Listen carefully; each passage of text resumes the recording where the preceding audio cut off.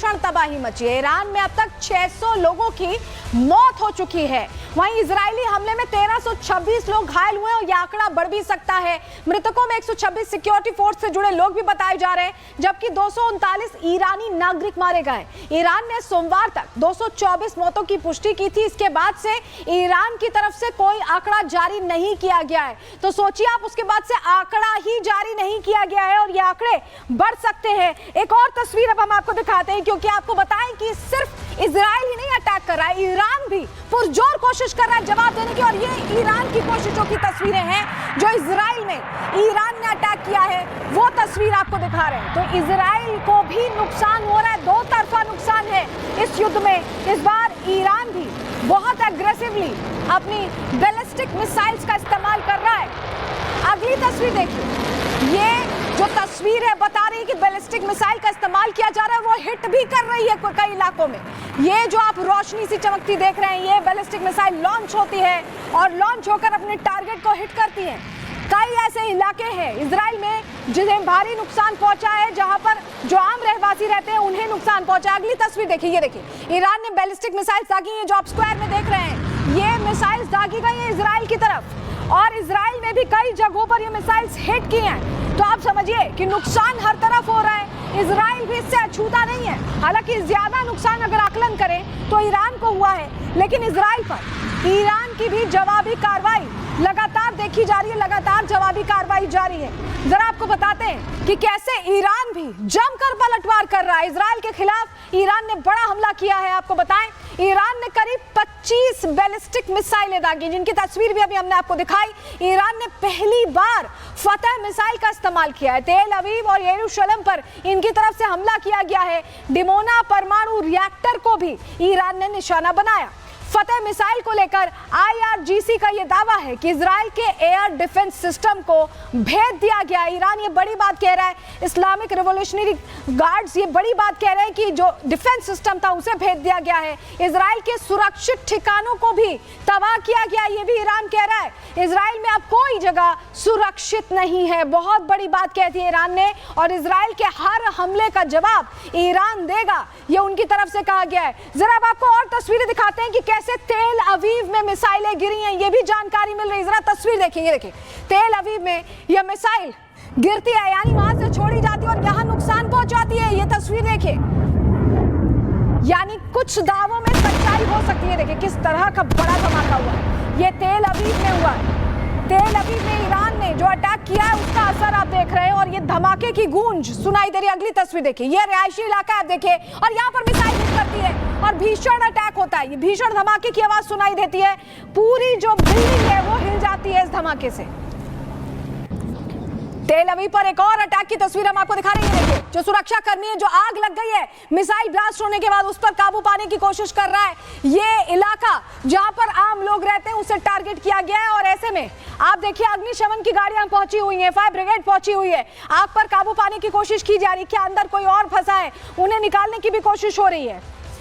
तेल अवीव के नुकसान की ये देखिए आज सुबह की तस्वीर आपको दिखा रही है। देखिए तेल अवीव की तस्वीर है, जहां पर आप देखिए जो इमारत है वो कैसे मलबे में तब्दील होती दिखाई दे रही है। बिल्कुल ताजा तस्वीर है, लोग अपना सामान लेकर उस इलाके को छोड़ रहे हैं, देख रहे हैं, बैग्स लेकर जा रहे हैं। पूरा इलाका खाली हो चुका है क्योंकि यहां पर अटैक हुआ है।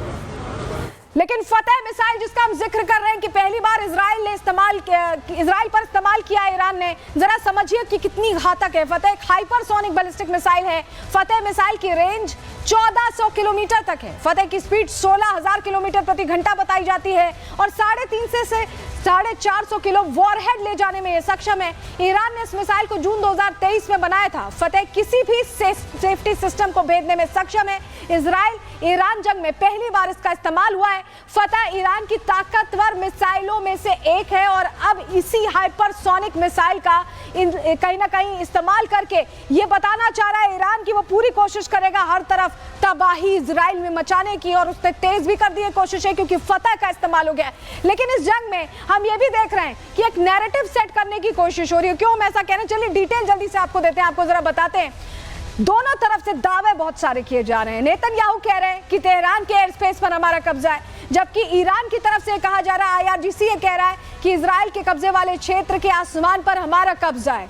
ये उनकी तरफ से कहा जा रहा है। समझिए, नेतन्याहू ये भी कह रहे हैं कि हवाई हमलों में IRGC हेडक्वार्टर्स को हमने निशाना बना दिया है। तो ईरान की तरफ से कहा जा रहा है कि मोसाद हेडक्वार्टर्स पर मिसाइल अटैक किया गया है। यानी नैरेटिव दोनों तरफ से सेट करने की कोशिश की जा रही है कि दोनों पुरजोर कोशिश कर रहे हैं, पुरजोर कोशिश एक दूसरे को तबाह करने की दावे दोनों तरफ से किए जा रहे हैं। लेकिन आपको बताएं, ईरान और इजराइल के दावों के बीच क्या अब अमेरिका की एंट्री होने वाली है? क्यों हम ऐसा कह रहे हैं? क्योंकि अब जो खबरें सामने आ रही हैं वो इसी तरफ इशारा करी। चलिए जानकारी फटाफट आपको देते हैं। इजराइल में एरो इंटरसेप्टर की कमी की खबर आ रही है कि कम हो गए हैं वो interceptors. Arrow interceptor ballistic missile रोकने में अहम होते हैं, और क्योंकि कई इलाके तेल अवीव के हिट हुए हैं, तो ऐसे में क्या एरो इंटरसेप्टर कम हो गए, ये खबर चल रही है। ऐसे में अमेरिका को इसकी पहले से जानकारी दी गई थी। अमेरिका अब इजराइल की रक्षा के लिए आगे आ सकता है, कहा जा रहा है। अमेरिका जमीन समंदर में अपनी सेनाएं बढ़ा रहा है, ये जानकारी हमें मिल रही है। और ईरान की मिसाइलों को हवा में अब अमेरिका मार गिराएगा, इस प्लानिंग के तहत काम हो रहा है। तो ये बड़ी जानकारी जो मिल रही है। इस बीच एक और बड़ी खबर आपको बताएं, फोर्डो परमाणु सेंटर पर हमले की तैयारी में इजराइल के साथ अमेरिका भी हमला कर सकता है। तो बहुत बड़ी खबर है, फोर्डो परमाणु सेंटर इनका, इस पर कहा जा रहा है कि इजराइल अटैक करेगा, और इजराइल अकेला अटैक नहीं करेगा, अमेरिका अटैक कर सकता है साथ में। सुरक्षा सलाहकार का ये बड़ा बयान है कि ईरान के फोर्डो परमाणु सेंटर को तबाह करेंगे। फोर्डो को तबाह करने तक जंग जारी रहेगी, यह भी कहा जा रहा है।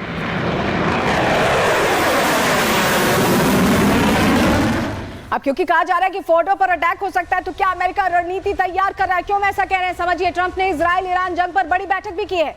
व्हाइट हाउस की सिचुएशन रूम में 1.5 घंटे तक ये बैठक चली है, और यूएस के निशाने पर ईरान का फोर्डो न्यूक्लियर सेंटर है। बंकर बस्टर बम से हमला कर सकता है अमेरिका, ये जानकारी मिल रही है।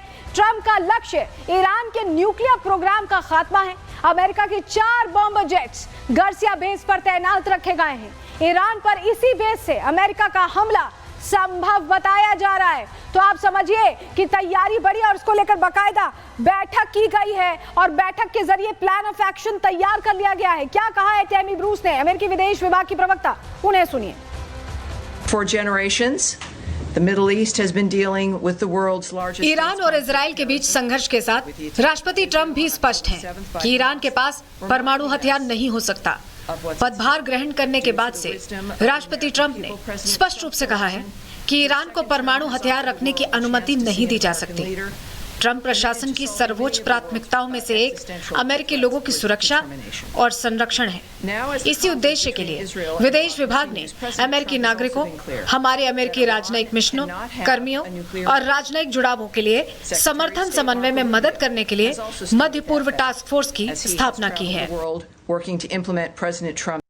तो जिस तरह की तैयारी चल रही है, अगर अमेरिका अटैक करता है तो कैसे अटैक करेगा, जरा रणनीति क्या हो सकती है अमेरिका की, जानकारी आपको जल्दी से देते हैं। अगर हवाई हमले अमेरिका करता है तो ईरान के सैन्य ठिकानों पर सीधा अटैक होगा, कमांड सेंटर पर सटीक हमले किए जाएंगे, F-35 F-22 B-2 का इस्तेमाल होगा, और यूएस का अगर नौसैनिक बेड़ा आगे आता है तो 5वां बेड़ा फारस की खाड़ी में तैनात है, USS निमित्ज लाल सागर में